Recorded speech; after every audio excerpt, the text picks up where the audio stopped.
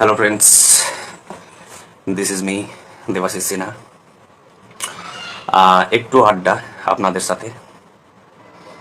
বেশ কয়েকটি গম্ভীর ব্যাপার নিয়ে, জীবন রহস্য, এই মহাবিশ্ব, গড, আত্মা বা নাস্তিকতা, কোনটা সত্য, কোন পথে যাব, কিভাবে জানব, কারা সত্য বলছেন আর কারা অসত্য বলছেন, নানান প্রশ্ন, অগণিত প্রশ্ন, কৌতূহল, জিজ্ঞাসু চেতনায় যেন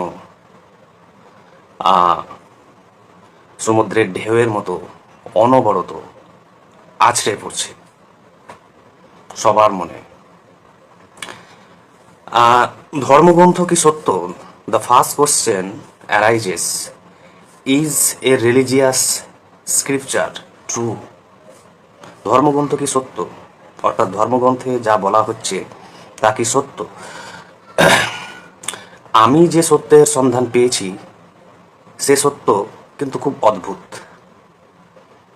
সেই সত্য সমস্ত আস্তিকবাদ বা নাস্তিকবাদ বা সন্দেহবাদ বা ভাববাদ বা জড়বাদ সমস্ত কিছুর ঊর্ধ্বে। এবং আমি যতদূর আমার এই এক্সপিরিয়েন্স হয়েছে, এক্সপিরিয়েন্স বলতে আমি অভিজ্ঞতা বলতে বোঝাচ্ছি কোনো অনুমান নয় বা লজিক্যাল অ্যানালিসিস না, সত্যের একটি রিয়ালিটি, একটি বাস্তবতা। ধর্মগ্রন্থ সম্পূর্ণ সত্য নয়। কেউ যদি বলেন কি করে প্রমাণ করবে, এটা একটি আর্গুমেন্টেটিভ ব্যাপার বা ডিবেটেবল ব্যাপার বা কন্টেন্সাস ব্যাপার। ধর্মগ্রন্থ পার্টলি সত্য, অর্থাৎ কিছুটা সত্য, আংশিক সত্য। অল রিলিজিয়াস স্ক্রিপচার্স আর পার্টলি ট্রু, আংশিক সত্য কথা আমরা দেখতে পাই ওখানে। বাকি উত্তর, বাকি জিনিস আমি বলবো সেগুলো আইদার মিথোলজি বা প্রাচীন যুগের লিজেন্ডস বলতে পারেন, ট্র্যাডিশনাল ফোকলোর বা টেলস এগুলো বলতে পারেন। তাই পার্টলি যে জিনিস সত্য সেখানে আমরা থেমে যেতে পারি না। আমাদের যে চেতনার যে ব্যাপ্তি প্রমাণ করে যে আমরা মানুষ এই মহাবিশ্বে বিবর্তনের মাধ্যমেই আসি আর সৃষ্টি তত্ত্বের মাধ্যমেই আসি। আমরা কিন্তু জানতে এসেছি। কিভাবে প্রমাণ করবেন? আপনার নিজস্ব কৌতূহল, চেতনার ব্যাপ্তি দেখে বুঝতে পারবেন যে এটা ন্যাচারাল, এটা কোনো আর্টিফিশিয়াল না যে আপনি অজ্ঞহী অ্যানিমালের মতো, পশু প্রাণীর মতো থেকে যাবেন। আপনার চেতনার প্রকৃতি স্বরূপ বলছে এই মহাবিশ্ব নিজের সত্য বা রহস্য একমাত্র আপনার কাছেই ধরা দিতে এসেছে। কারণ এই মহাবিশ্বে যদি কেউ যোগ্য স্পিসিস বা প্রজাতি হয়ে থাকেন এই মহাবিশ্বের সত্যকে জানার, তাহলে সে হচ্ছে মানুষ। মানুষ হচ্ছে সবচেয়ে ইভলভড স্পিসিস, সবচেয়ে বিবর্তিত প্রাণী। আমি যে সত্যর সন্ধান পেয়েছিলাম সেটি হচ্ছে যে একটি সত্তা আছে এবং সেই সত্তার সাথে সাইড বাই সাইড আছে প্রকৃতি, অর্থাৎ প্রকৃতি এবং এই সত্তাকে আপনি গড বলতে পারেন, ব্রহ্ম বলতে পারেন, পুরুষা বলতে পারেন বেদের মতো। এই সত্তাকে আপনি যাই নাম দেন, ইটস এ রিয়ালিটি। এটা বাস্তব যে ইট ডাজ এক্সিস্ট। এবং এই সত্তা কোনো কিছু সৃষ্টি করেনি, কারণ সত্তা শূন্য থেকে কোনো কিছু সৃষ্টি করতে পারে না, বা কেউ এই মহাবিশ্বে কোনো কিছু শূন্য থেকে সৃষ্টি করতে পারে না। কোনো কিছু সৃষ্টি করার জন্য তার একটি বেস লাগে, অর্থাৎ ম্যাটার বলুন বা তার উপাদান বলুন লাগে। আর সেই উপাদান হিসাবে কিন্তু এই প্রকৃতি কিন্তু সাইমultaneously সাইড বাই সাইড সত্তা, সেই চরম সত্তা এবং প্রকৃতি একসাথে কিন্তু আছে প্রথম থেকে বলতে আমরা জানি না, কেউ জানে না, না ধর্মগ্রন্থ জানে, না কোনো মানুষ জানে, না এখন পর্যন্ত বিজ্ঞানীরা জানে বা দার্শনিকরা জানে যে সত্তা এবং প্রকৃতি একসাথে সাইড বাই সাইড কি করে আছে, যার থেকে সৃষ্টি হচ্ছে অগণিত মহাবিশ্বের। অর্থাৎ এই মহাবিশ্ব শুধু একটি নয়, আমরা যে মহাবিশ্ব নিয়ে পাগল হয়ে আছি, এই মহাবিশ্ব কিন্তু একটি নেই। আমাদের বিজ্ঞান বলে যে অসংখ্য বিগ ব্যাং কিন্তু ঘটে চলেছে প্রতি মুহূর্তে, প্রতি সেকেন্ডে। তাই আমরা জানি যে মাল্টিভার্সের তত্ত্ব, থিওরি কিন্তু সত্য, বা parallel universe, crore crore universe. এবং আত্মা আছে, এটাও সত্য। এটা কোনো বিশ্বাসের কথা আমি বলছি না, আমি নিজস্বই আমার অসংখ্য প্রমাণ আমি কালেক্ট করেছি এবং আমি জানি যে সোল ডাজ এক্সিস্ট, আত্মারও অস্তিত্ব আছে। তাহলে এটা কি তাহলে একটি মহাবিশ্ব বা রহস্য যার কোনো উদ্দেশ্য আছে, সেই সত্তা বা গড বলছেন যাকে, তার কোনো উদ্দেশ্য আছে? যারা ধর্মে বিশ্বাসী, যারা রিলিজিয়নে বিশ্বাসী, তারা বলেন হ্যাঁ আমাদের জীবনের উদ্দেশ্য আছে। সেই উদ্দেশ্য হচ্ছে, কেউ বলেন, কোনো ধর্মগ্রন্থ বলেন মোক্ষা বা লিবারেশন, বা গৌতম বুদ্ধ বলছেন কৈবল্য বা সেই একই ফ্রিডম। আবার অন্য কোনো ধর্মগ্রন্থ বলছে হেল হেভেনের কথা, যাওয়াই হচ্ছে আমাদের জীবনের শেষ উদ্দেশ্য। কিন্তু আপনি যদি মিস্টিক হন, মিস্টিক মানে হচ্ছেন তিনি যিনি মেডিটেশন, যোগা, সত্য অনুসন্ধান করে যাচ্ছেন ধ্যানের মাধ্যমে অবিরাম অবিরাম অবিরাম অবিরাম জানার জন্য।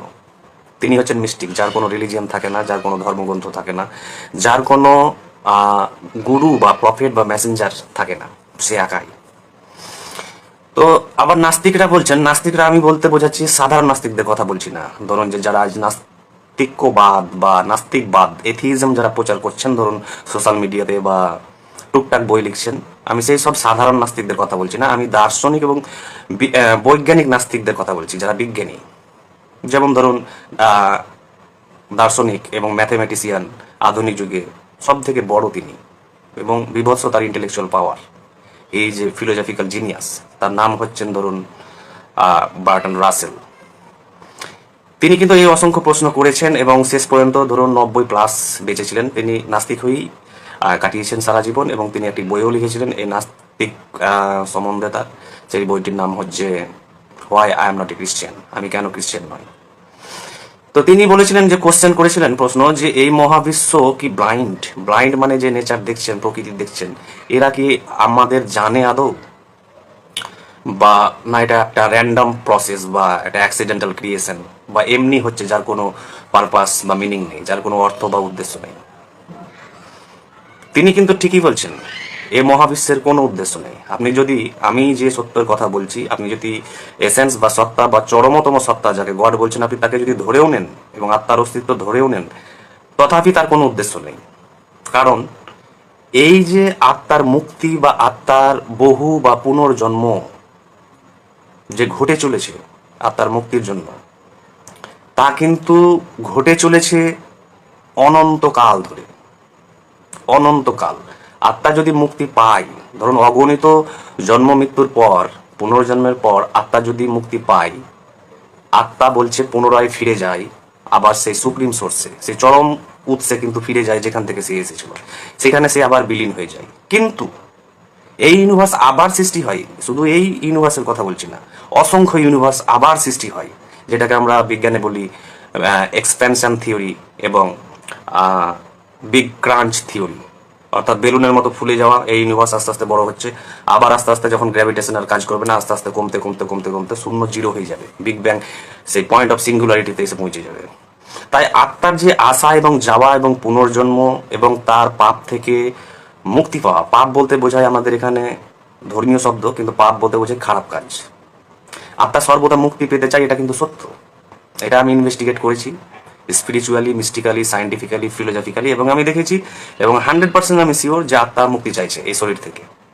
এই শরীর নয়, শুধু ও অগণিত শরীর ধারণ করে, এবং তার যে সাইকেল অফ কার্মা আছে, আত্মার যে কার্মা, সে কিন্তু সেই কার্মা থেকে সে ফ্রিডম চাইছে, লিবারেশন চাইছে, মোক্ষা চাইছে, এবং সে সর্বশেষে কিন্তু মোক্ষাও পাচ্ছে। কিন্তু মোক্ষা পাওয়ার পর, লিবারেশন পাওয়ার পর, ওর কৈবল্য লাভের পর কিন্তু সে তার সুপ্রিম সোর্সে, যেখান থেকে এসেছে, সেখানে সে ফিরে যাচ্ছে। কিন্তু সে আবার আসছে, এই ইউনিভার্স ধ্বংস হওয়ার পর সে আবার ইউনিভার্স সৃষ্টি হচ্ছে, আবার আসছে। এবং এই প্রসেস বলছে eternal, so far as I know, যতদূর আমি জেনেছি, এই আত্মা পুনর্বার ফিরে আসে, বারবার ফিরে আসে, এবং এই ফিরে আসা এবং মুক্তি পাওয়া, মোক্ষা পাওয়া এবং সাইকেল অফ কর্মা থেকে বেরোনো, এটা কিন্তু এর ইটারনাল প্রসেস। এবার কেউ যদি বলেন যে হেল হেভেনে যায় কিনা, হেল হেভেনকে আপনি ওইভাবে নিলে হবে না। হেভেন হচ্ছে সেটাই যেটা হচ্ছে আত্মার মুক্তি, liberation of the soul from its cycle of karma, অর্থাৎ এই কর্মচক্র থেকে যে মুক্তি পাওয়া এবং সেই অনন্ত পরমাত্মায় সেই মিশে যাওয়া, সেখানে গিয়ে যে তার পারফেকশন খোঁজা এবং এক হয়ে যাওয়া, সেটাই হেভেন, আপনি যেভাবেই নেন। কারণ অন্য ধর্মে যে হেভেনের কথা বলা হচ্ছে, কি বলা হচ্ছে, যে আত্মা কিন্তু বা তুমি সেইখানে অসীম ব্লিসের সন্ধান পাবে, অর্থাৎ অসীম সুখের সন্ধান পাবে এবং ইটারনালি চিরকাল সেই অসীম সুখেই থাকবে। তাহলে ওটাও সত্য, কারণ সেম একই জিনিস। হেভেন প্রাপ্তি বা স্বর্গ প্রাপ্তি মানেই হচ্ছে আত্মার ডেসলিউশন ইনটু দ্য সুপ্রিম সোল, আত্মার বিলীন হয়ে যাওয়া পরমাত্মায়। আর হেভেন প্রাপ্তি দুটো একই ঘটনা। আর হেল আর পুনর্জন্ম একই ঘটনা। হেলে কি হয়, যারা বলছেন যে হেল আসেন, ঠিকই বলছেন। হেলে মানুষ টর্চার পায়, পানিশমেন্ট। তো পানিশমেন্ট হচ্ছে এটাই যে আপনার পুনর্জন্ম, বারবার বারবার পুনর্জন্ম। কিসের জন্য পুনর্জন্ম হচ্ছে? কারণ সেই সোল বা আত্মা তার নিজস্ব যে সাইকেল অফ কর্মা আছে, অর্থাৎ কর্মচক্র থেকে, পাপ থেকে, ইভিল ডিজায়ার্স থেকে সে কিন্তু নিজেকে বের করতে চাইছে। তাই পৃথিবীতে যখনই তার জন্ম হবে সেটাই হচ্ছে হেল, কারণ সে তো সাফার করতে আসছে আলটিমেটলি। আর হেল মানে কি? সাফারিং, যন্ত্রণা, ব্যথা, টর্চার, একই জিনিস। হেল হেভেন বলুন আর লিবারেশন অফ দ্য সোল বলুন আর পুনর্জন্ম বলুন, একই জিনিস, যেদিক দিয়েই নিবেন আপনি। কিন্তু সায়েন্স বলছে যে এই যে কসমিক অর্ডার, বিজ্ঞান এবং স্যার আইনস্টাইনও বলছেন যে আমি কোনো ব্যক্তিগত গডে বিশ্বাস করি না, আমি সেই গডে বিশ্বাস করি না যে গড আমার ভাগ্যকে নিয়ন্ত্রণ করছেন এবং পাপ পুণ্যের জন্য হিসাব রাখছেন। আমি স্পিনোজার গডে বিশ্বাস করি, অর্থাৎ প্যানথিইজম, অর্থাৎ সর্ববিরাজমান গড। সেটি উপনিষদে পাবেন। স্পিনোজার গড এবং স্যার আইনস্টাইনের গড আর উপনিষদের গড 100% এক জিনিস। কিন্তু এখানেই শেষ নয় সত্য, কারণ এই যে ডিজাইন দেখছেন, ইউনিভার্সের ডিজাইন দেখছেন, যে everything is fine tuned, everything is perfect. এই পারফেকশন দেখে আমরা আইডিয়া করছি বা ইনফার করছি, অনুমান করছি যে এই যে নিখুঁত সমস্ত কিছু, তাহলে নিশ্চয়ই একজন ডিজাইনার আছে এর পেছনে। অর্থাৎ ডিজাইন যখন আছে, ক্রিয়েশন যখন আছে, তখন ক্রিয়েটার আছে। ডিজাইন যখন আছে, তখন এর ডিজাইনার আছে, আমরা ধরে নিচ্ছি। কিন্তু এই ডিজাইনার যে গড হবেন আক্ষরিক অর্থে, যে সমস্ত জগৎকে বা মানুষকে বা সমস্ত প্রাণীদের ভাগ্য নিয়ন্ত্রণ করছেন, সেটাও কিন্তু নয়। এবং পারফেকশন ঘটছে বা ডিজাইন এত নিখুঁত কেন? তাই গড থাকবে বলে আমাদের উদ্দেশ্য থাকবে জীবনের, বা আমাদের জীবনের পারপাস থাকবে বা মিনিং থাকবে, সেটাও সত্য নয়। এই জীবনের কোনো উদ্দেশ্য নেই, এই জীবনের কোনো অর্থ নেই। আপনি সোলের লিবারেশন নেন বা না নেন, আপনি হেল বা হেভেনে যান বা না যান, আপনি ভালো কাজ করুন বা না করুন, নাস্তিকরা বলে বা অস্তিত্ববাদ, যেমন ধরুন জামাপাল সার্ত্রে, বিখ্যাত দার্শনিক, আধুনিক দার্শনিক জামাপাল সার্ত্রে, তিনি হচ্ছেন এক্সিস্টেন্সিয়ালিস্ট, মানে অস্তিত্ববাদী। যেমন বুদ্ধ হচ্ছে দ্য ফার্স্ট এক্সিস্টেন্সিয়ালিস্ট, প্রথম অস্তিত্ববাদী মহাপুরুষ বা আলোকিত মহাপুরুষ।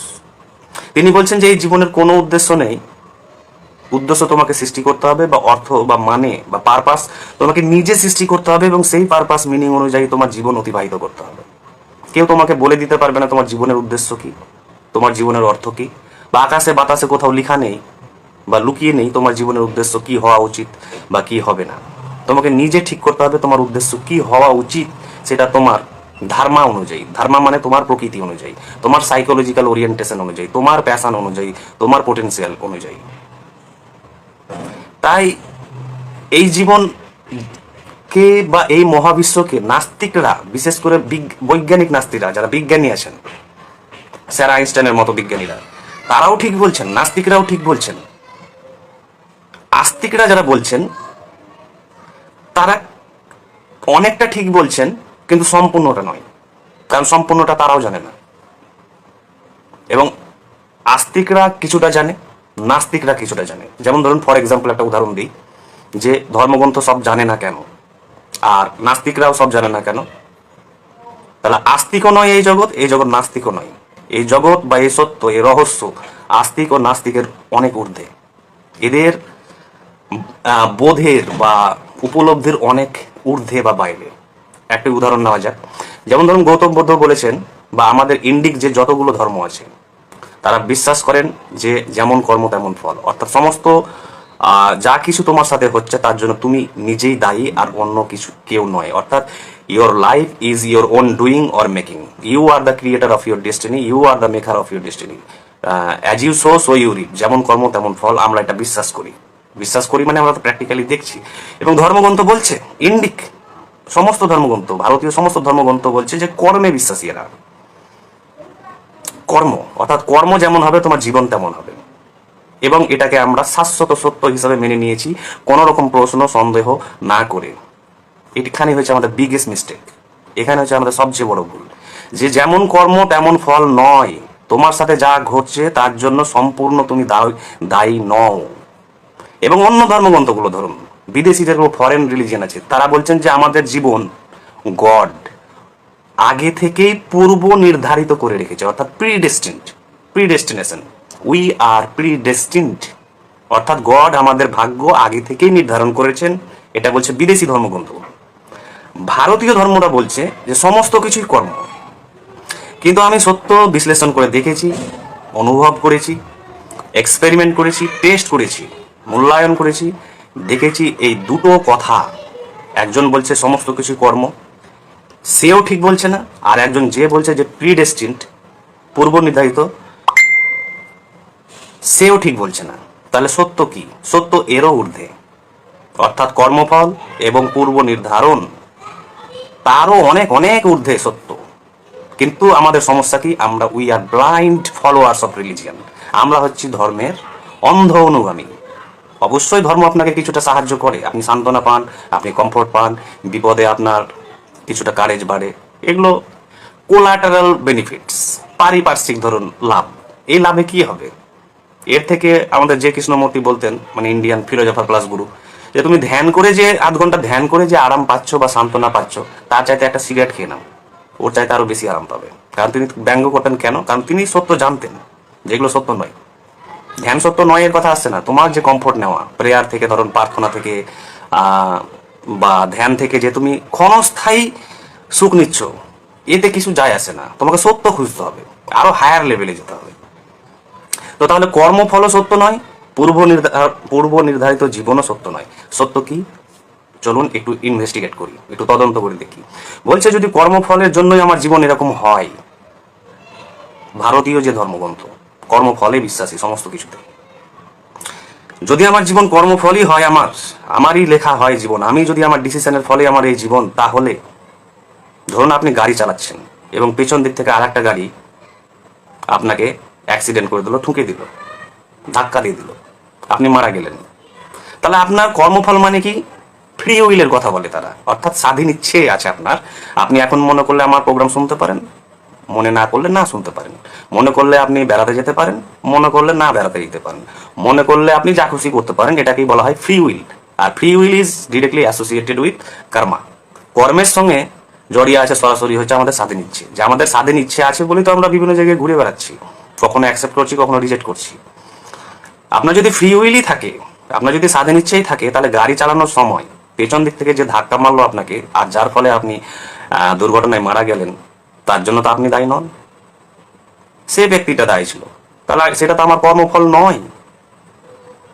তাহলে সেক্ষেত্রে আমি কি করে দায়ী আমার মৃত্যুর জন্য? কিন্তু ধর্মগ্রন্থ বলছে না, এটা তোমারই কর্ম। কি করে আমি দায়ী তাহলে? 1 নাম্বার। 2 নাম্বার, আপনি বলছেন আপনার ফ্রি উইল আছে, স্বাধীন ইচ্ছে আছে, আপনি যা খুশি করতে পারেন।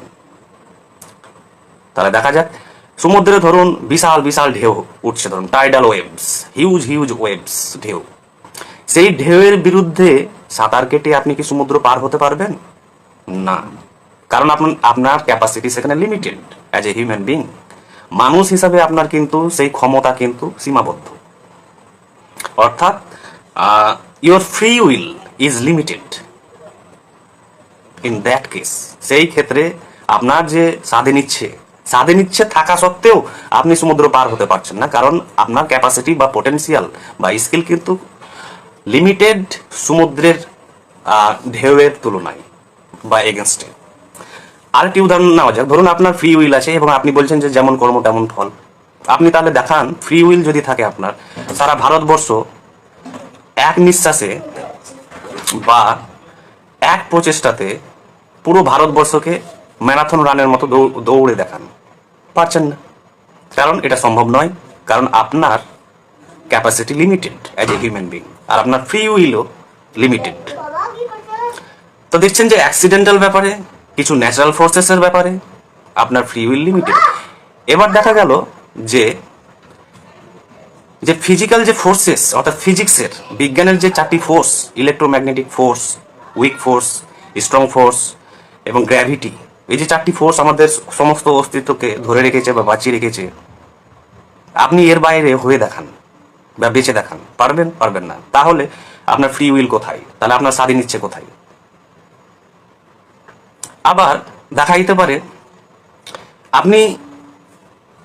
আপনি যে বড় হচ্ছেন, অর্থাৎ শৈশব থেকে বৃদ্ধ পর্যন্ত বড় হচ্ছেন এবং শেষে আপনি মৃত্যুবরণ করবেন, আপনার ফ্রি উইল আছে, স্বাধীন ইচ্ছে আছে। তাহলে আপনি স্বাধীন ইচ্ছে দিয়ে দেখান যে আমি মরতে চাই না, আমি মরবো না কোনোদিন, আমি অমর হতে চাই, কিন্তু আপনি তো মরবেন বা মারা যাবেন, তাহলে আপনার ফ্রি উইল সেখানে কাজ করছে না। তাহলে অসংখ্য লিমিটেশনস আছে ফ্রি উইলের, অর্থাৎ কর্মা আপনার হাতে কিন্তু সম্পূর্ণ নেই, কর্মফল আপনার হাতেও কিন্তু সম্পূর্ণ নেই। তাহলে দেখছেন যে আবার কিছুটা আপনি প্রিডেস্টিনড, অর্থাৎ আপনি পূর্ব নির্ধারিত ন্যাচারালি। কিভাবে? ধরুন প্রত্যেক শিশুই ভূমিষ্ঠ হওয়ার পর সে আস্তে আস্তে আস্তে বায়োলজিক্যালি ফিজিওলজিক্যালি সে বড় হবে, অর্থাৎ আপনার এজিং হবে, বয়স হবে। এটা আপনি ফ্রি উইল দিয়ে থামাতে পারবেন না, আপনার স্বাধীন ইচ্ছে দিয়ে আপনার হাতে কিন্তু নেই, it is beyond your control. এই ক্ষেত্রে আপনি ন্যাচারালি প্রাকৃতিকভাবে কিন্তু পূর্ব নির্ধারিত যে আপনি বড় হবেন এবং মারা যাবেন। তাহলে কিছুটা দেখছেন to some extent you are predestined. অসংখ্য ক্ষেত্রে দেখছেন যে আপনার ফ্রি উইল কিছুটাতে আছে, আবার অসংখ্য জায়গায় দেখছেন যে আপনার ফ্রি উইল নেই। তাহলে দেখা যাচ্ছে যে there are thousands of factors governing your existence. অসংখ্য অগণিত ফ্যাক্টরস আছে যেগুলো আপনার জীবনকে কিন্তু রেগুলেট করছে বা কন্ট্রোল করছে বা ইনফ্লুয়েন্স করছে।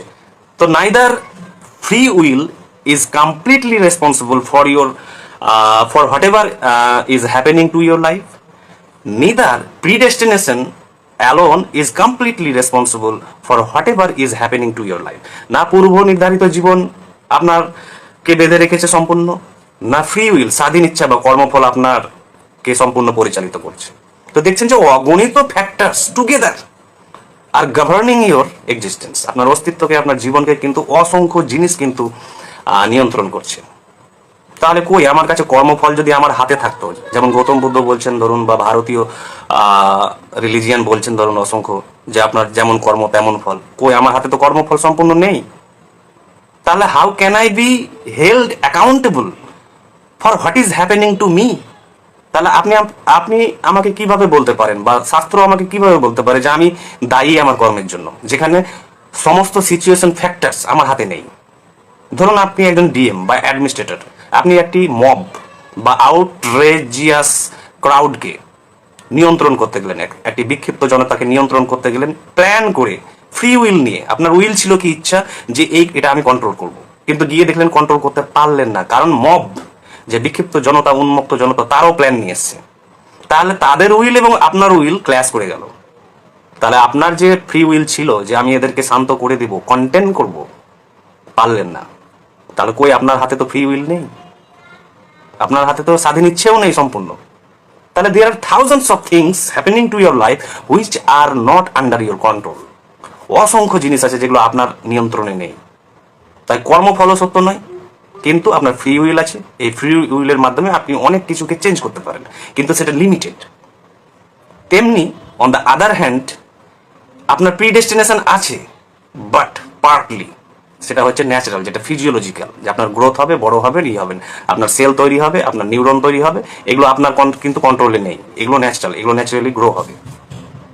তাই নাস্তিক যারা বলছেন, যেমন স্যার আইনস্টাইন থেকে দার্শনিক ম্যাথমেটিশিয়ান বার্টন রাসেল থেকে শুরু করে, তারাও ঠিক বলছেন যে এই জীবনের কোনো উদ্দেশ্য নেই। বা যারা আস্তিক বা শাস্ত্রে বা রিলিজনে বিশ্বাস করে, তারা কিছুটা ঠিক বলছেন। তাহলে সত্য কিন্তু না ধর্মে আছে, রিলিজিয়নে আছে সম্পূর্ণ, না আছে তাদের দর্শনে, না আছে স্যার আইনস্টাইনের মতো এথিস্ট বা নন বিলিভার বা অ্যাগনস্টিক কের উপলব্ধিতে, পারসেপশনে। তাহলে সত্য কি? আমি রিলিজিয়াস পারসেপশন থেকে অনেকগুলো জিনিস শেয়ার করলাম। তাহলে সত্য হচ্ছে এটাই, যদিও মানুষ বলছে, গৌতম বুদ্ধ বলছেন যখন তিনি আনন্দকে এক মুঠো শুকনো পাতা দিয়ে গেলেন তার শিষ্যকে, যে এই ধরো এক মুঠো পাতা, আমি শুধু এক মুঠো সত্যের শুধু সন্ধান পেলাম, অসংখ্য সত্য অজানাই থাকলো, অসংখ্য সত্য অজানাই থাকলো, এক জীবনে পারলাম না, কিন্তু এটা জীবন চালানোর জন্য যথেষ্ট তোমার পক্ষে। কিন্তু তারা দেখছি যে মোক্ষার পর যে ঘটনা ঘটছে সেটাও আনসার্টেন, আমি হেল হেভেনে যাব সেটাও আনসার্টেন, গড আছে, ওকে, প্রাকৃতি আছে তার সাথে, যেটা সাংখ্য ফিলোজফির কথা বলছি, যেটা আমারও রিয়েলাইজেশন একই, সেটাও সত্য। এবং এছাড়াও যে ইটার্নাল সত্য, যে এটা ঘটে চলেছে অবিরাম অনন্তকাল ধরে, এর কোনো শুরু ছিল না, এর কোনো মিডিল নেই, এর কোনো শেষ নেই, এটা অনন্তকাল ভাবে এইভাবেই চলতে আছে, যেটা গৌতম বুদ্ধও বলেছেন, যেটা নাস্তিকরাও বলছেন, বিজ্ঞানীরা, যেটা আস্তিক তারাও বলছেন। তাহলে পার্টলি করে আংশিকভাবে সবাই সত্য। তাই যদি আপনি আরো সত্য জানতে চান, তাহলে যদি রিলিজিয়ানে শুধু আটকে থেকে যান, তাহলে কিন্তু আপনি সেই চরম সত্যের যে আরো ভ্যারাইটি আছে সেগুলো কিন্তু আপনার জানার বাইরে থেকে যাবে, আপনি তার স্বাদ পাবেন না। অনুগামী হয়ে, কার্ল মার্কসের ধরুন অনুগামী হয়ে আপনি থেকে গেলেন, তো তাহলে কার্ল মার্কসের চাইতে আর বড় কিছু আবিষ্কার করতে পারবেন না, অর্থাৎ কার্ল মার্কসের আন্ডারই থাকতে হবে আপনাকে।